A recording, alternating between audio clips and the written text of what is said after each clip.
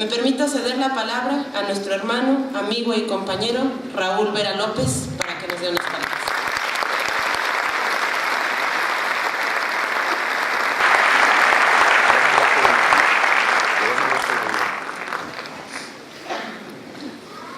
Bien, pues me voy a apoyar en una presentación.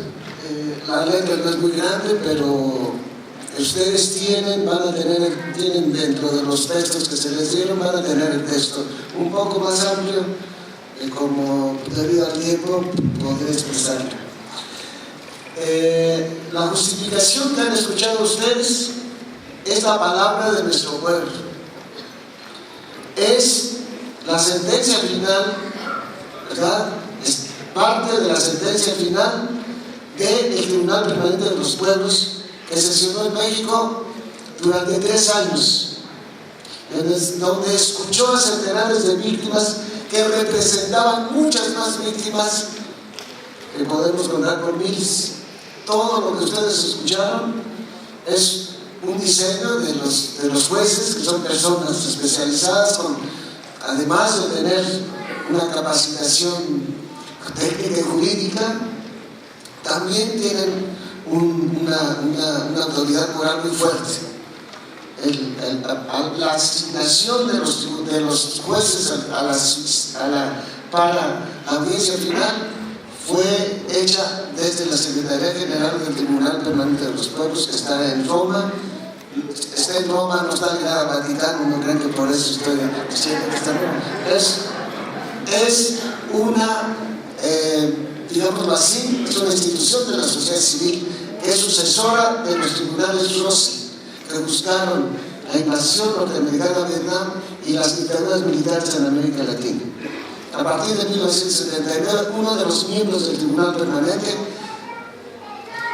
del Tribunal Russell, que es Lenio Basso, da origen al Tribunal Permanente de los Pueblos después de una declaración, ¿verdad?, internacional sobre los derechos de los pueblos en Argelia en 1976.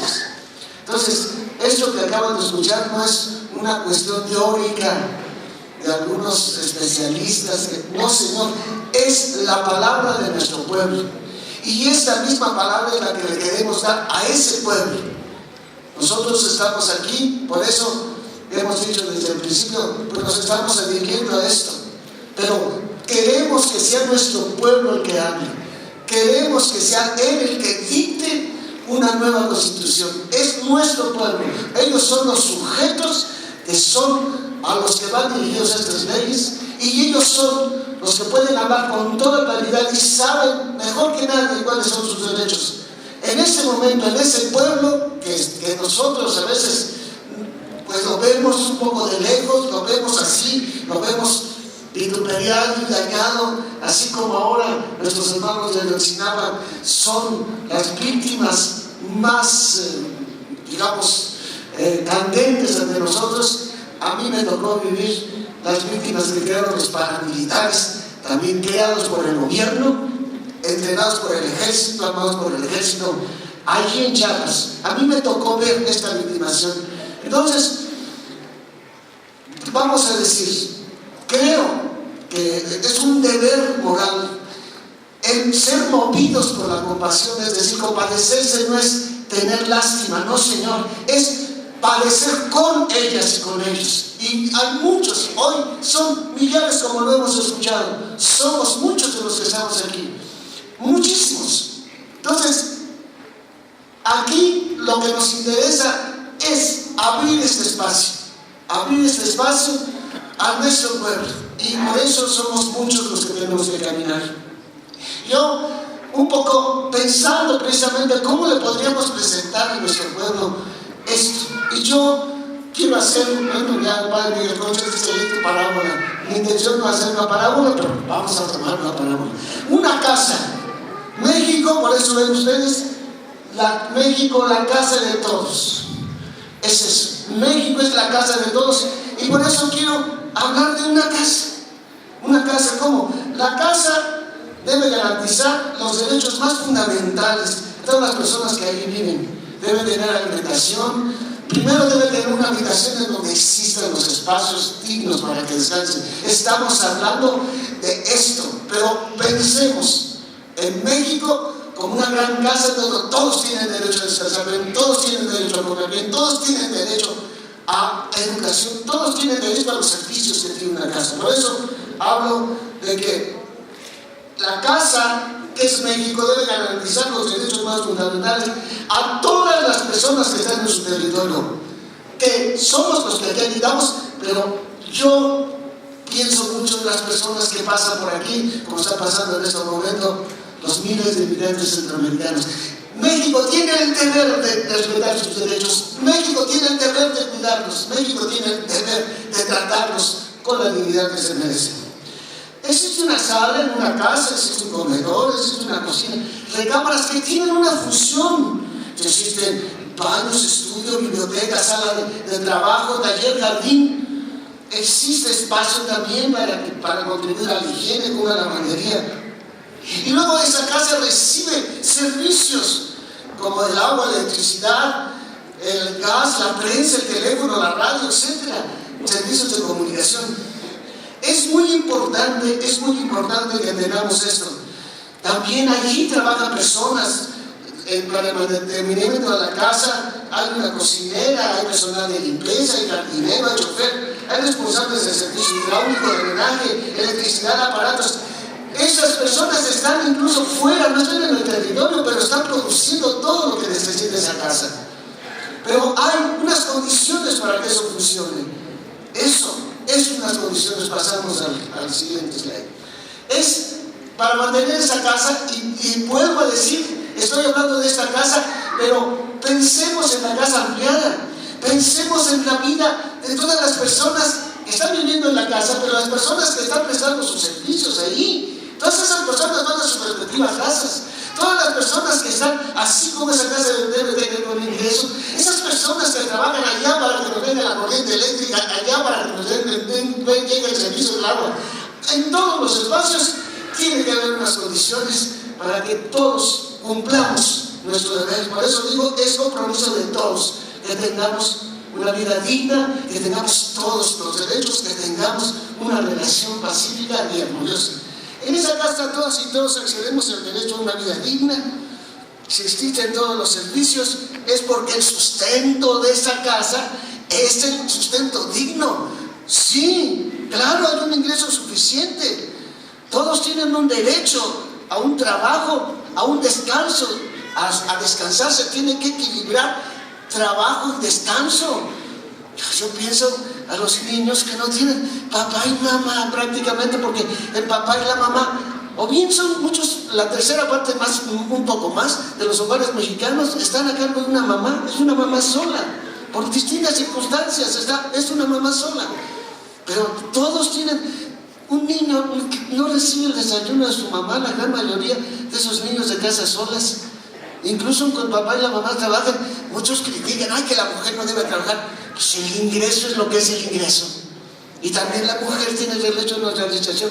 Se pueden equilibrar las cosas, pero así es la vida de muchos. El día de hoy un niño ni siquiera despierta y ve, sobre todo cuando es pequeñito, una Coca-Cola, unas papitas o algo allí, eso es su desayuno.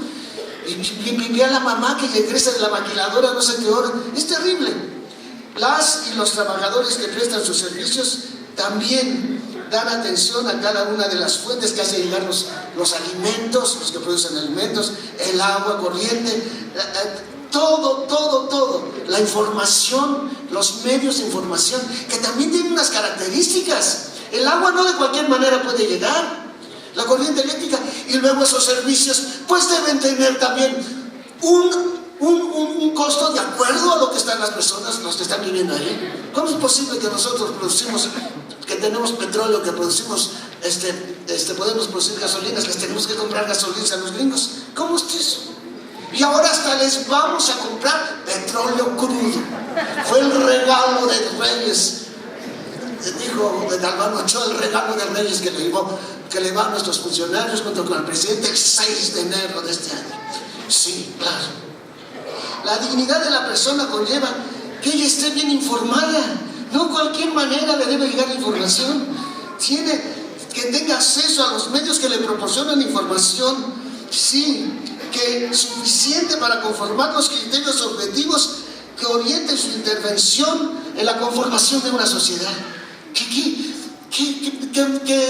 información tiene la gente con las telenovelas de Televisa? Y los programas, qué barbaridad, para qué nivel mental son construidos ahí. Es terrible.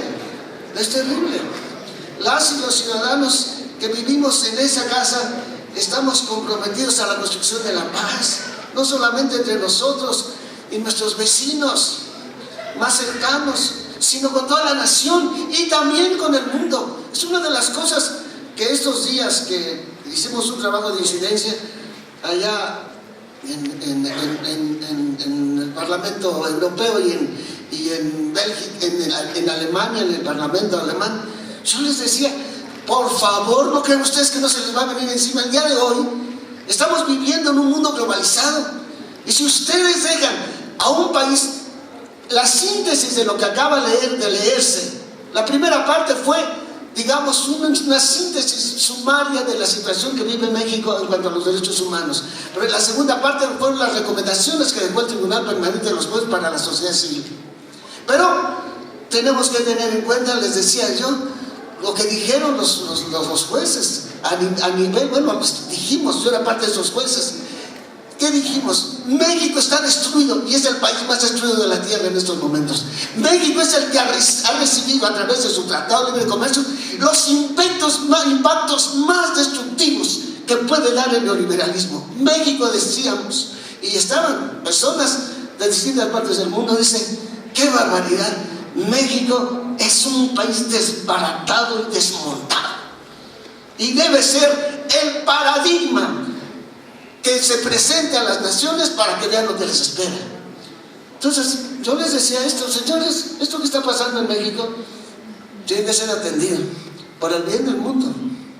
Entonces, el equipo político que administra esta casa, para que esto acontezca, para que tengamos paz, para que tengamos servicios, para que tengamos vida digna, pues cada uno de los hogares de México tenga lo que tiene que tener, y que juntos, la gran casa que es esta nación, tengamos la posibilidad de ser las personas dignas y las personas vivas y las personas activas. Pues tenemos que tener al frente en ese equipo político a personas a toda prueba e intachables en su conducta ética. El desarrollo debe ser garantía para cada ser humano y para todos los seres humanos que habitamos en este territorio. No es un privilegio.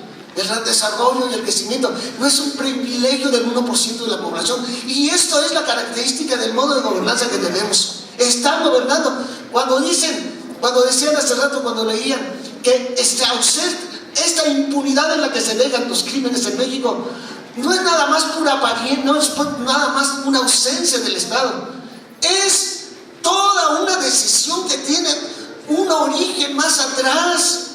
Tienen derecho a vivir en esta tierra unos cuantos. Esta es la mentalidad neoliberal, y esto es para lo que están sirviendo. No está nada más por accidente dejándonos morir, no está por accidente quitándonos todos los servicios, no señor, es todo un proyecto de eliminación.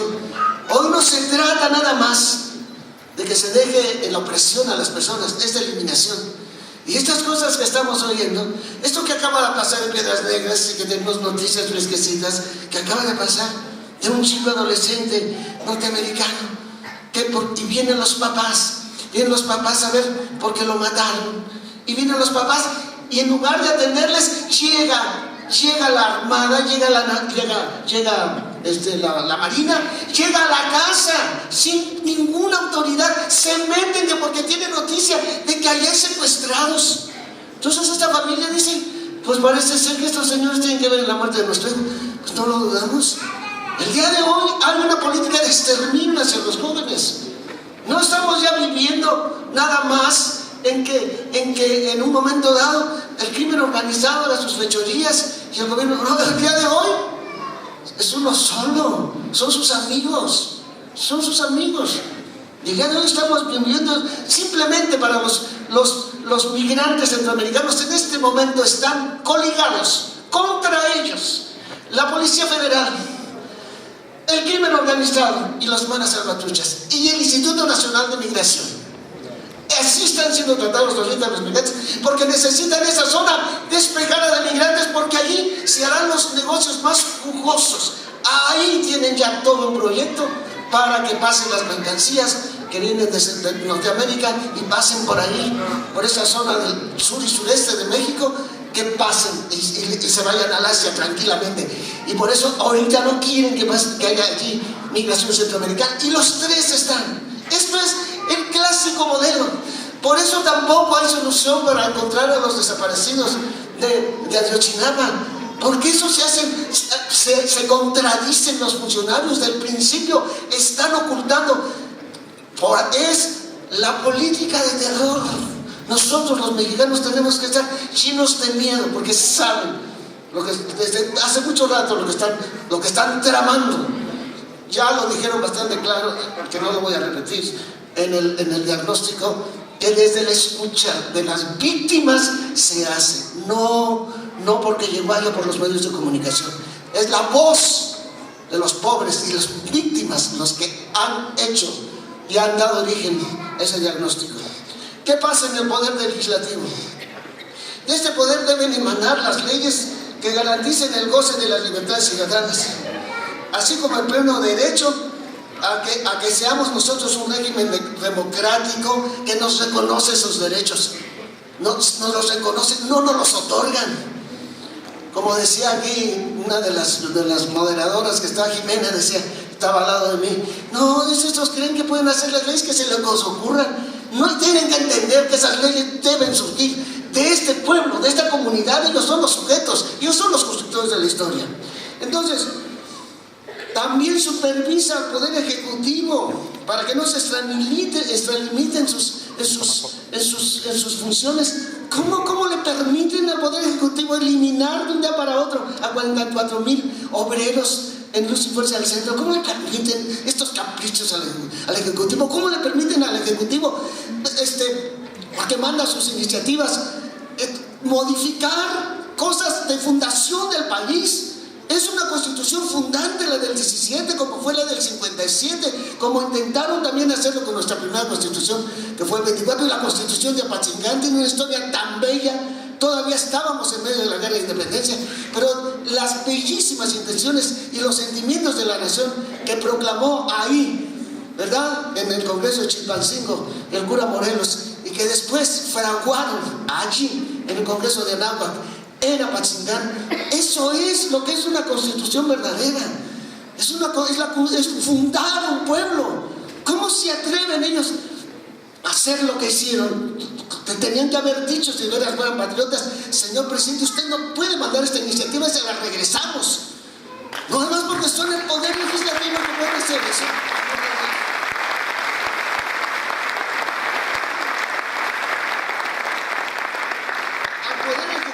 Corresponde proponer iniciativas de leyes ante el Congreso.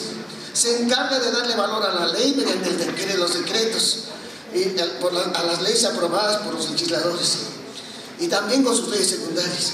Se encarga de diseñar y ejecutar las políticas públicas. Para eso tiene la Secretaría de Estado, para diseñar las políticas públicas que le garanticen a este país los derechos, pero a todo este país, no las políticas públicas que van solamente dirigidas al 1% de la población, que son los que tienen derecho a la vida digna, que son los que tienen derecho a vivir en el lujo, que son los que tienen derecho a tener las casas, que ya están problemados de nuevo. Ya están en problemas con esa casa de nuevo. Por decir mentiras. Sí, esas políticas públicas es para cumplir los derechos que nos reconocen esas leyes, pero porque no lo quieren hacer, pues por eso modifican las leyes, para no reconocernos, para no darnos derechos. Cuenta para ello, ya rige con las Secretarías de Estado que le ayudan a hacer estas políticas públicas. Poder Judicial, ese poder debe responder para que la administración de la justicia se ciña al orden constitucional. Debe también supervisar tanto al Poder Legislativo como al Ejecutivo, para que el ejercicio de sus funciones respeten los derechos de la ciudadanía. ¿Y a qué cosa se ha dedicado la Suprema Corte de Justicia? Que son de los funcionarios mejor pagados del mundo, no mejor pagados de México, mejor pagados del mundo. Entonces, no, se han dedicado a tapar todo. Un ejemplo está hasta hoy negarles al patrón sustituto, a los afiliados al SME, a negarles el patrón sustituto. Si los dejas en trabajo en una noche, presidente de la República, por ley tienes que darles patrón sustituto para que ellos no pierdan su trabajo. Pues ponlos debajo de la CFE, pero dales trabajo, por amor de Dios. Entonces, ese tipo de cosas y las que están haciendo en este momento, sabiendo que con los energéticos son recursos estratégicos para el desarrollo del país, y sabiendo que la renta de esos energéticos, especialmente el petróleo, es la que mantiene el 40% del gasto público. Por eso ahora resulta que si yo le quiero dar limosna a un pobrecito que llegue a la puerta de mi casa, pero me das, por favor, recibo de contribuyente, si no, yo voy a tener que dar todavía la limosna que te doy, tengo que darle el 36% de impuestos porque no tengo recibo de contribuyente. ¿Es esto lo que están haciendo?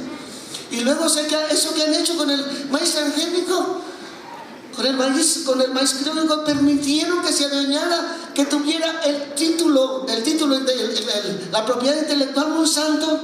Dentro de poco, un campesino que le encuentre en maíz, un maíz criollo, va a ser un criminal porque está haciéndole un fraude a Monsanto. Así está la ley, de bien hecha.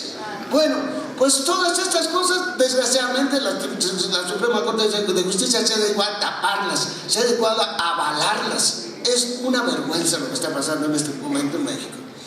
¿Para quién gobierna entonces nuestro equipo político? Estamos en el 100, yo se me olvidó, tú ya vas cambiándolas, ¿verdad? ¿Para quién gobierna este equipo político? Este equipo político está dejando ¿por qué están dejando estos enormes vacíos que nos están llevando a la deriva? ¿Qué está pasando en nuestra nación? ¿De dónde proviene todo lo que está teniendo? Sencilla y evidente es la respuesta. En México hay un desvío del poder de parte de la clase dirigente. Esta fue la primera afirmación que para traer el Tribunal Permanente de los Pueblos a este país, y se hizo. Yo todavía no entraba cuando estaban los tratativos, yo entré después de cuando formaron la plataforma de garantes. Se hizo esta observación. En México hay un desvío de poder. Se han apropiado de manera inmoral los tres poderes, ejecutivo, legislativo y judicial, de la autoridad que el pueblo delegó en ellos para administrar a la nación a favor de todo el pueblo mexicano. Y se han puesto, ellos han usurpado esta autoridad que nosotros le dimos, han usurpado esta autorización. Porque no les dimos poder, les dimos autorización nada más, para dedicarse a ponerse al servicio de las grandes multinacionales y del capital internacional, como se repitió frecuentemente en el diagnóstico que se hizo hace un rato para justificar esto. Han desaparecido de México la justicia y el derecho para la grande multitud de pobres y la escasa clase media que resta en la nación, porque nuestra clase dirigente gobierna para quienes conforman el pequeño círculo del grande poder económico a nivel nacional e internacional. Entonces, ahora entendemos por qué una nueva constituyente.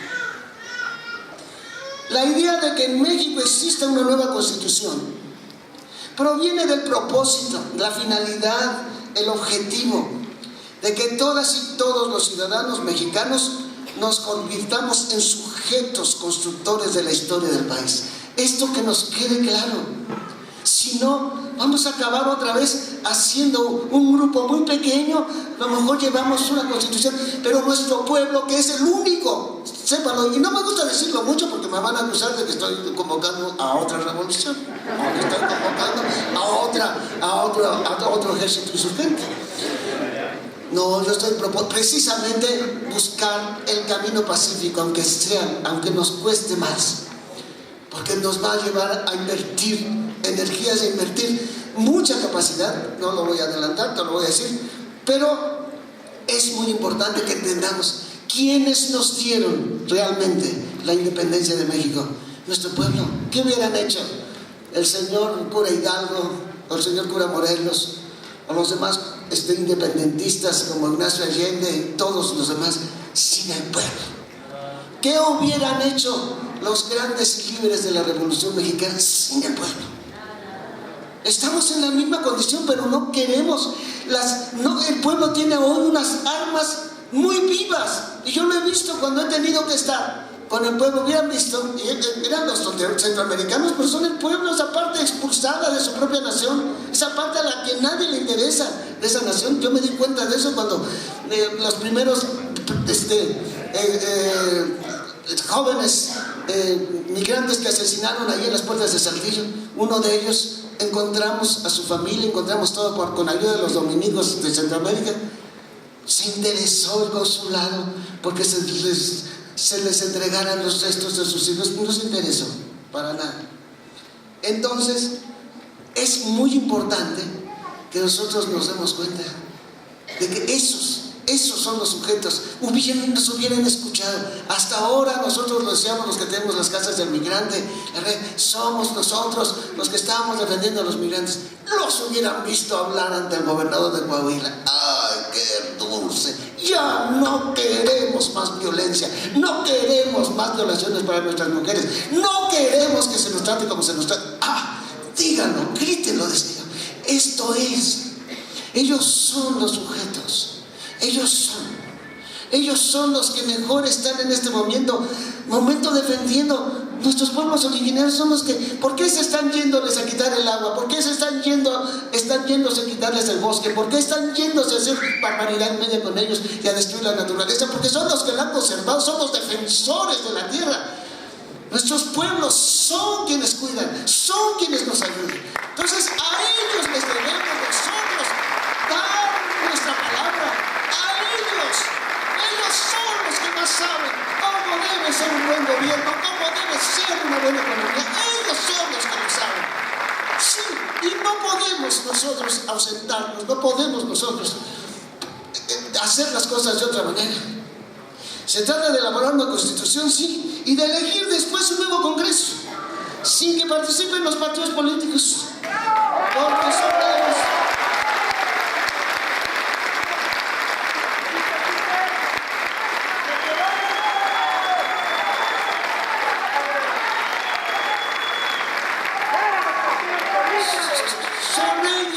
Los que están enviando a las curules a personas deshonestas, faltas de ética, ambiciosas, que son verdaderos mercaderes de carne humana.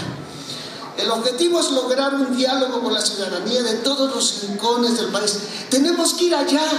No tenemos ya así, en los planes pastorales, cuando yo llegué a una zona tremendamente con mucha gente por allá en la montaña, en Guerrero, yo dije, nosotros tenemos que ir allá, esa gente no puede venir acá, tenemos que ir allá.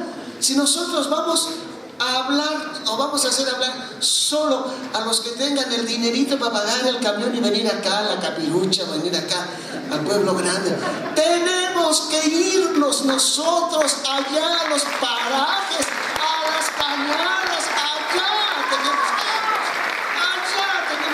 tenemos que llegar allá.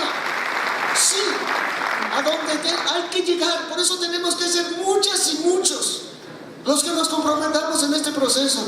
Y ellos son los que tienen que hablar. Hay que escucharles. Primero hay que llevarles y decirles: esto están haciendo, todo lo que están haciendo va contra ti. A mí me tocó estar allá en Berlín en la entrega de las firmas contra el Tratado de Seguridad que Alemania quiere firmar con México. ¿Saben cuál fue mi argumento? Dije, así como está México, ustedes van a preparar a las policías de México para que se vengan encima de nosotros. No se van a ir contra el crimen organizado porque son sus amigochos. Se van a ir contra nosotros. Es a nosotros a quienes van a dañar con su Tratado de Seguridad. No van ustedes a arrestar, no lo van a hacer. Ellos son, inmediatamente todo lo van a apuntar contra nosotros. Esta es nuestra experiencia. Pregunten cuando ha llegado el ejército, pregúntenle a los de Juárez cuando llegó el ejército, lo que pasó allí, la criminalidad. ¡Ay, salió! En el tribunal permanente, entre las denuncias hubo. Dice, esos que están llamando grupos del crimen organizado, que están dañando a la gente, esos, dice, son con muchos grupos de paramilitares preparados por el ejército. Lo dice la gente que se da cuenta. ¿Quiénes nos decían allá en Chiapas, a don Samuel y a mí, que era el ejército el que preparaba a los paramilitares? El pueblo.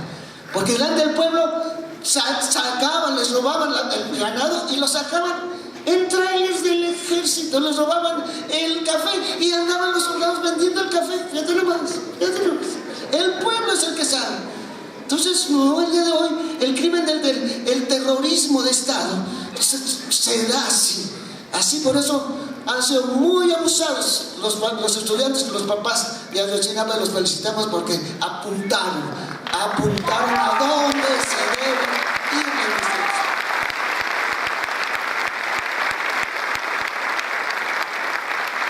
Entonces, primero que nada debemos dialogar con ellos en primer lugar y debemos buscar una manera ordenada, de esto vamos a hablar dentro de un momento. Debemos buscar de una manera ordenada que conozcan todas las modificaciones a las leyes para hacer este despliegue de poder. Sí, el despojo de la justicia que estamos viviendo. Y después, pero esto lo tenemos que hacer con una gran cantidad de pueblo. Primero tenemos que cubrir esta etapa.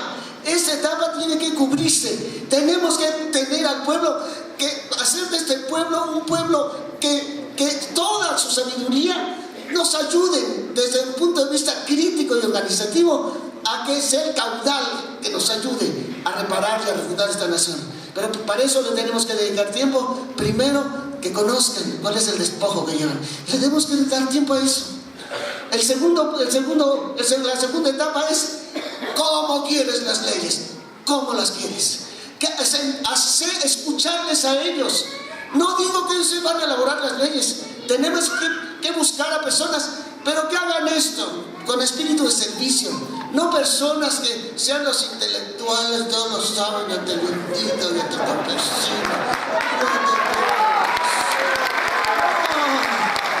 Queremos gente que somos el mismo pueblo, tenemos la misma dignidad, tenemos todo. La cultura o lo que hayamos aprendido en las universidades no nos hace más grandes que ellos. Don Samuel les decía, le oí decirle a un pueblo, una comunidad indígena en Oaxaca: a mí la universidad me enseñó ciencia, de ustedes aprendí a ser un hombre. Así me decía. Así. Otro escritor que hizo un texto sobre los indígenas, sobre los pueblos originarios tojolabales, así lo tituló: Los hombres verdaderos. Eso es lo que tenemos que entender. Nuestro pueblo es sabio, nuestro pueblo. Entonces no tenemos que llegar así con prepotencias. No, señor. Todos queremos, todos estamos en la olla y queremos salir. Después, ese pueblo es el que va a dictar su constitución. Sí, el pueblo va a construir la constitución. Él tiene que dar su palabra. Es muy importante nosotros recoger esa palabra y allí, en el momento en que tengamos que ir a fraguarla en leyes, etcétera, en nuestra nueva Carta Magna, tenemos que organizarnos de tal manera que allí queden las cosas que ese pueblo necesita y traducirlas en referéndum, traducirlas en plebiscito, traducirlas en revocación de mandato, traducirlas en todos los derechos que ya por constitución se le reconoce a todo ese pueblo a partir de los acuerdos y los convenios y los pactos firmados por México a nivel internacional. Eso tiene que quedar ahí, no debe irse nada de eso. Entonces, la nueva constitución deberá incorporar todo esto. Sí.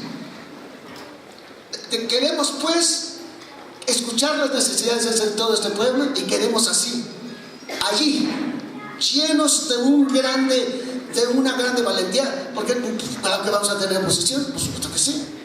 Pero por eso tenemos que irnos a los cuadros, tenemos que hacer el trabajo de hormigas. en los pueblos indígenas, el mito que más frecuente se da cuando se tiene que enfrentar al pueblo a los grandes es que los pequeñitos bien organizados derrotan al poderoso. Los pequeñitos bien organizados. Uno de sus mitos son las hormigas, las que sacan el maíz secuestrado en una montaña hueca que tiene el monstruo más poderoso. Le mandan a su monstruo más poderoso, a su animal más fuerte, y no puede con él. Otro, tercero, y dicen las hormiguitas, nosotros lo rescatamos. Y lo rescatan las hormigas, porque son organizadas. Eso es lo que nos enseñan los pueblos indígenas. Los pobres y pequeños organizados hacen mucho. Y nosotros somos de esos pobres y pequeños ya, no crean que estoy. Una vez me dice uno, me dijo uno allá en Guerrero, porque ya empezaba ya en Guerrero, y me dice, ahora sí que nos echó a los ricos. ¿A poco te sientes rico? Pues hay gente que porque tiene 3 pesos más que el vecino dice, ya soy rico. No, un momento, espérate, vamos a ver. El objeto de una nueva constituyente pues es generar un pueblo con mujeres y hombres ciudadanos que tengan la madurez. Esto es lo único que nos va a garantizar que no vamos a ir para atrás y que no vamos otra vez a ver la escalada de esas únicas familias y esos apellidos que se repiten. Ya son nobles, hay familias nobles que además del presupuesto se gastan lo que no se gasta, estoy seguro, ni la reina Isabel, para que no volvamos a caer en manos de esa clase política que ha hecho tanto daño al país. Queremos llegar como pueblo a ser conductores de nuestra nación. México debe ser un ejemplo de rescate y refundación de una nación. Esta es la idea de una nueva constituyente, que el pueblo se convierta en el sujeto de la historia, que sean ellos y ellos, que seamos todas y todos, ciudadanas y ciudadanos de nuestra patria, quienes ofrezcamos una nueva forma de gobernar y una nueva forma de administrar este país.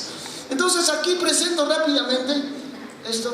Yo presento, digamos, ahorita se va a hablar de la ruta, pues que una estrategia, a lo mejor pensemos primero por regiones de región noreste, de que hay unos estados de la República, la región norte-centro, así, digamos, pero esto es el pueblo el que manda, es el pueblo el que manda. Yo nada más así, regiones.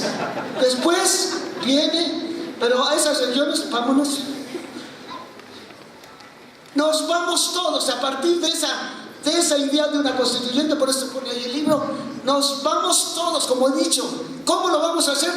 Pues como yo me acuerdo cómo le hice para llegar a las comunidades más pequeñas. Me iba escalonando, claro. Le decía, bueno, a ver, tú de esta vicaría te vas a hacer que allá la parroquia donde no hay ni siquiera computadora, que el párroco vaya y aquí ofrécele tú la computadora. Y el párroco, ¿cómo le hacía para llegar a la montaña? A todas. Bueno, aquí vamos a ver los de estos pueblos que están aquí más cerca de la parroquia, se llevan la carta a los cristianos que mandábamos cada mes. Y de allí, de esos pueblos, los que están más arriba. ¿Cómo aprendí esto? Bueno, yo estudié ingeniería química y aprendí la distribución de líquidos. Entonces, a mí me enseñaron que para mandar agua a la punta de un cerro, yo tengo que poner centros de bombeo. Pues así les dije a los padres, así vamos a poner centros de bombeo para que a todos lleguen, pero todos tienen que ser atendidos y todos tienen que ser escuchados, como si vivieran ahí a una cuadra de la parroquia. Así todos tienen que ser escuchados, todos tienen que ser atendidos, como si estuvieran al lado del Congreso Federal. Pero para eso tenemos que organizarnos muy sabiamente y con la ayuda de ellos. No vamos a hacerlo sin la ayuda de ellos, por favor. Quitémonos de la cabeza que, es que nosotros ya tenemos una gran experiencia, nosotros a lo mejor... Ese pueblo, ese es nuestro objeto, ese pueblo se lo merece, ese pueblo es donde hay más sufrimiento y se merece nuestra cercanía, claro que sí. Y después, es que ya soy irremediablemente enfermo. Bueno, eso. Luego, la distribución de cada uno de los estados. Todo tenemos que buscar, pero no podemos dejar a nadie, por muy lejos que sea. Yo estudié estudié allá en Europa y visité pueblitos en que vivía una persona en la punta del cerro y hasta allá llegaba todo el servicio de luz y todo el servicio que necesitaban, hasta arriba. Eso es tener sentido del bien común. Eso es tener sentido de los derechos que se tienen que cubrir para todos. Nadie por el hecho de haber nacido, ay, pues naciste en un ejido allá, les llamamos ejidos a los pueblitos del desierto. Ay, pues naciste en un ejido, ay, pues qué mala suerte. Yo nací en las lomas. Qué pena que te tocó esa mala. Nadie por el hecho de haber nacido en un lugar tiene derecho a que se le juzgue no digno de todos los servicios que un ciudadano de este país debe tener. Esto es muy importante.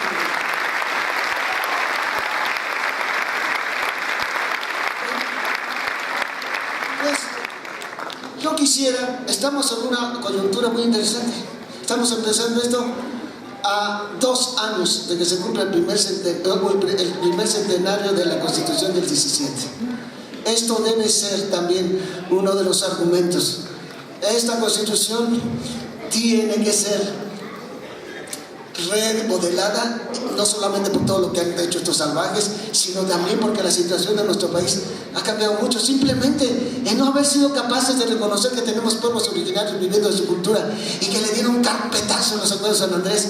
Qué bueno que una de las recomendaciones que nos dejó el Tribunal Permanente es: se tienen que reconocer esos pueblos que están en base, sí, a una convención a favor de la Organización de los Trabajadores Internacional de los Trabajadores, la OIT. Esto es muy importante que lo entendamos.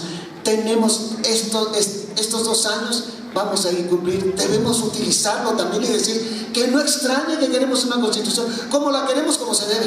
Y luego hay una cosa interesante, que que necesita este territorio donde estamos ahorita, que es el DF, van a tener necesidad de una constitución porque ya van a ser una entidad federativa. Y ya están pensando que la van a hacer estos cuates que están en la Asamblea Legislativa.